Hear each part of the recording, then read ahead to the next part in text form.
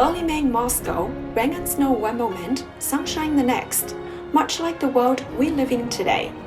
Across this mega city, preparations are underway for the 80th Victory Day. So, amid shifting geopolitics and competing narratives, what does solemn remembrance say about where we are and where we are headed? I've met 4 friends here in the iconic Red Square. Oh my God, it's good to see. At the thought-provoking Victory Museum. So his name is Vladimir Spiridonovich Putin. He went as a volunteer in the first days of the war. Outside a renowned school of diplomacy. It's all about 80th anniversary of the victory, 1945-2025. And in the most open place of all, a private home filled with warmth. This is my wife's father, and those are his medals. I'm here to hear their stories and perspectives, from Moscow to the world. You know why people stay here? If you stay in the center, Yes. You can put your coins, your dream, and it can happen. Ah, this is how you make your wish. Yes. So normally you stand here. Yeah, only you, I can. Yes. And then through that way. You make a wish. Yes. Okay. Your turn. What was the wish that you just made, if I may ask? It's always the same. I want that all people will be happy. Your president has invited lots of international leaders to join the celebration. Why do you think it matters? For us, it's this war is huge and important story because It's okay. Because every family lost someone here, and it's part of history in every family.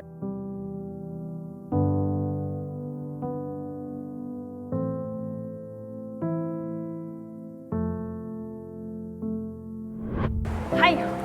So you ready for the museum tour? Yeah, okay, you're gonna give me a tour? Actually, That's interesting. not me, the other one. Now we're in Faces of Victory. I can show you the father of our president. In 1941, he was shot, he lost a lot of blood, he was in the hospital in Leningrad. Every person can come and Bring their give photos. of their family who fought and served in the war. We have already have over 1 million photos. This is his great-grandfather. Yours. Yeah. So he uploaded the photo, he wrote the text. Every family has somebody who fought. So you could come in and go to the museum and write the text, upload your photograph, and it'll be in the system forever.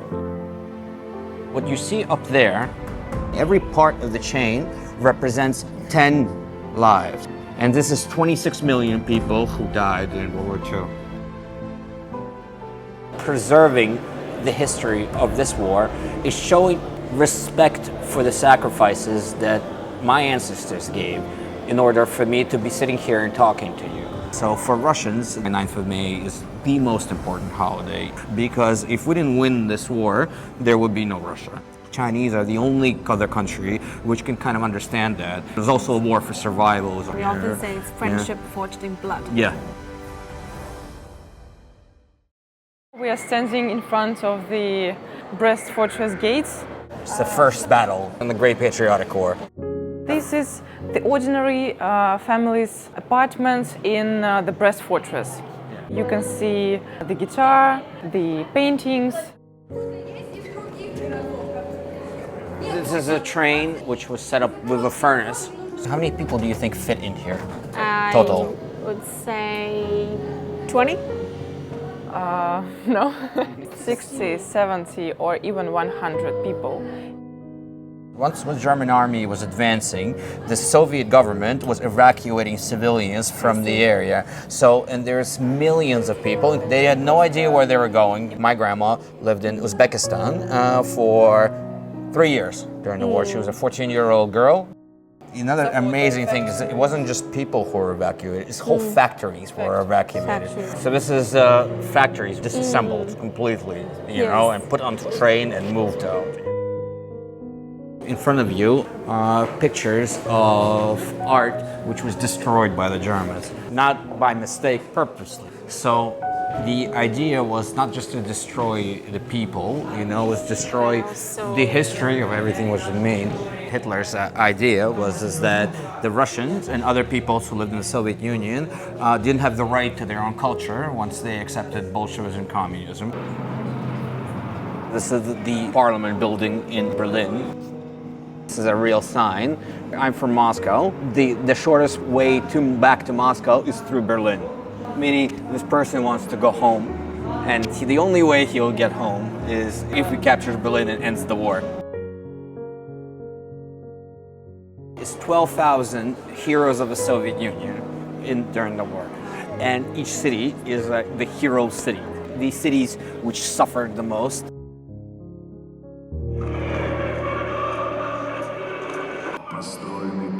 When I talk about how every Russian has a family which suffered in World War II, I'm pretty sure it's the same thing which is happening in China. Because the wars were fought on our land, there's no two countries which gave more and lost more in World War II. It's not only soldiers are dying, it's women, it's children, it's old people, it's devastating hunger, these horrible atrocities which both the German and the Japanese army did in China and Russia respectively, Soviet Union. Those Chinese soldiers who fought in the Soviet army and those Soviet soldiers who fought for the Chinese and risking their lives, I don't think there is anything which brings countries closer than that. And this is why our president will go there this year and your president will come very soon. What does it mean here? Праздником Великой Победы, which means that on the occasion of the great victories. Celebrating the great victory. Yeah, and the decree on peace is just over there at the edifice. It was one of the first documents which was officially published by the Bolsheviks after the great socialist revolution in 1917. You see, there are a male and a female workers, the representatives of both workers and peasants. During the Soviet times, it was always important to stress this unity. It isn't about not coming to Moscow on May 9th to watch the parade at the Red Square.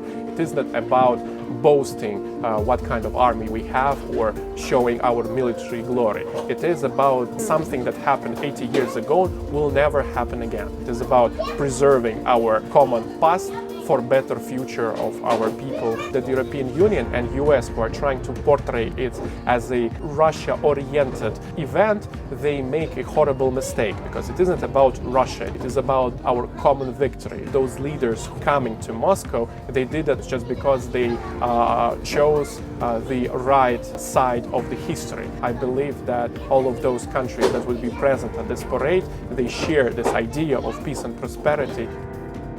My own mindset and the education that I received in this institution was very Western-oriented. After the speech that was made by Chairman Xi, I studied many books on China, on Eurasia.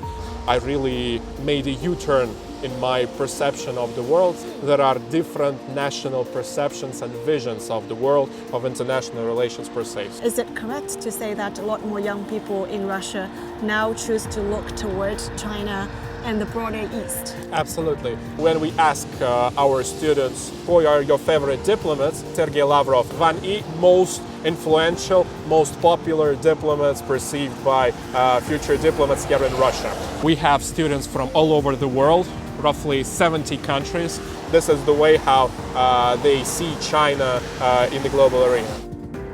We used to believe in the Western-oriented world. Our country was trying to adapt and fit into different Western-led institutions, and as a result, we were complete losers. With the advent of the Vladimir Putin's era in the early 21st century, Russia learned to become sovereign, to make our own decisions and rely only on ourselves. This Chinese proposal is something that changed the mindset of different national leaders. So I believe that address made by Chairman Xi changed the perception of the world we're living in.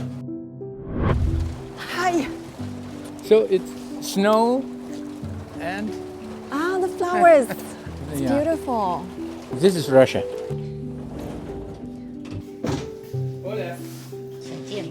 谢谢，谢谢，谢谢，谢谢。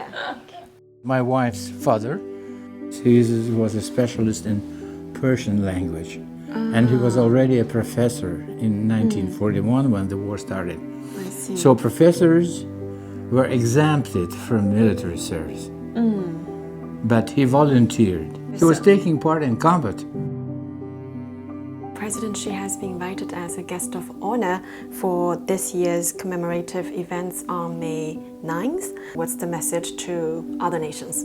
That we have our vision of history, which is based on facts, that we are close with China, that all the efforts of America to disunite us, to make problems between Russia and China are doomed, that we are still lips and teeth, shoulder to shoulder, back to back. Russia and China will be together, not only marching on the square, but also in time of need. Those are books that I published. This is my first book about Xi Jinping and the China Dream. And this is my book about Silk Road. Trump, I believe, is the last head of that previous period of America being the shining castle on the hill. It is great power, but there are other great powers. A new period is now being formed thanks to this new type of relations between Russia and China. We are not military allies, but like in Chinese philosophy, 和而不同. Yeah? We are close but different. 和而不同. That I've come to realize is probably the best kind of relationship between people and between nations. I've also asked them about their dreams. The small ones like living a little better, and the big ones like living better together. I want to have my eyes to see better. I want my wife to feel better. We all wanted to save the peace and come home and see your family, see your friends, have a lot of freedom to travel around and see the world and talk with people from all over the country. I want my children to live better than I did.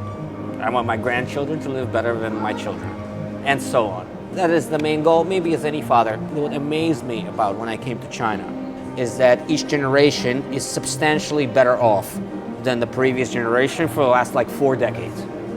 And you can see how that invigorates society, how there is this hope. When Russia and China work together, it brings an alternative vision to the world that was previously governed by the West. We're not trying to build our strategic partnership against neither Japan, nor US, nor Europe. We would never enter into a multipolar world if it weren't for Russia and China who are working together.